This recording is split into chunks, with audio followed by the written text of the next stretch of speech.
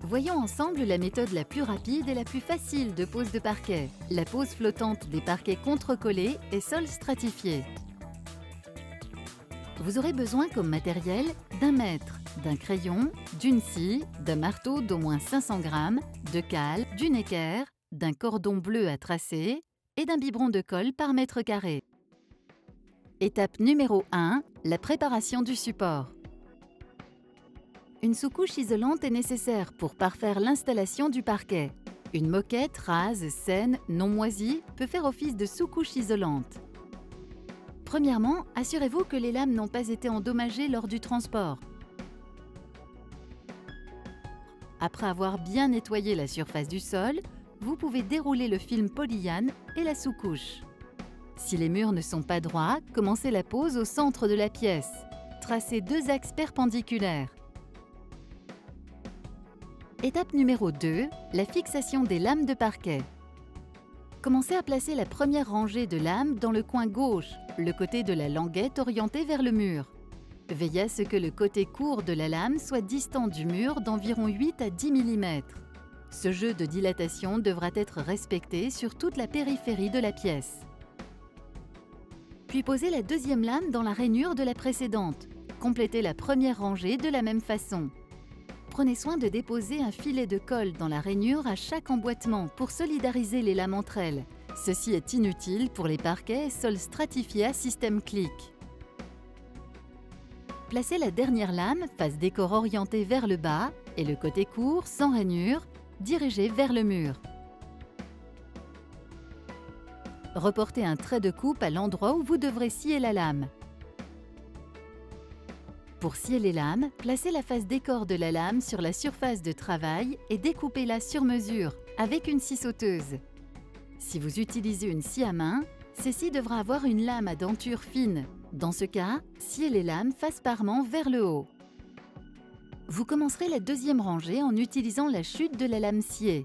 Celle-ci devra avoir une longueur au minimum de 30 cm. Sinon, utilisez une nouvelle lame que vous scierez en deux.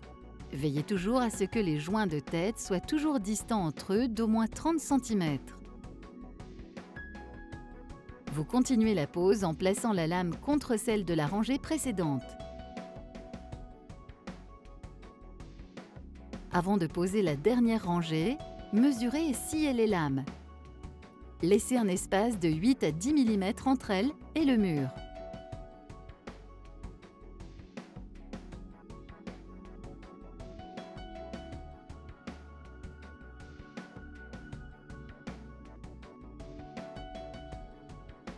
Étape numéro 3, la finition de la pose.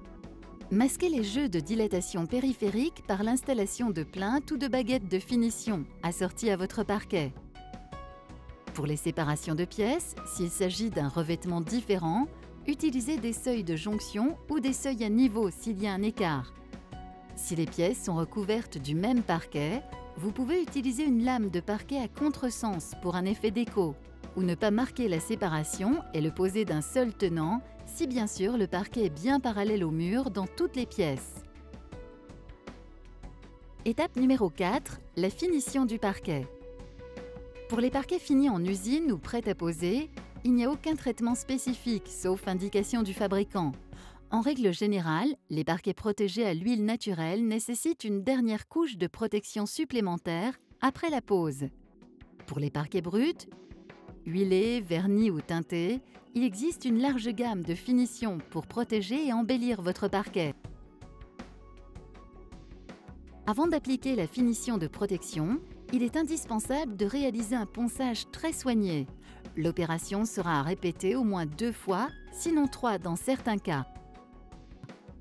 Il est fortement recommandé de procéder aux finitions éventuelles du parquet avant de poser les plinthes périphériques et après un séchage complet, qui durera environ 48 heures. Il faudra attendre encore 8 jours au minimum avant une stabilisation parfaite de votre parquet après sa pose. Pour les sols stratifiés, aucune finition n'est à prévoir. Félicitations, votre parquet est posé.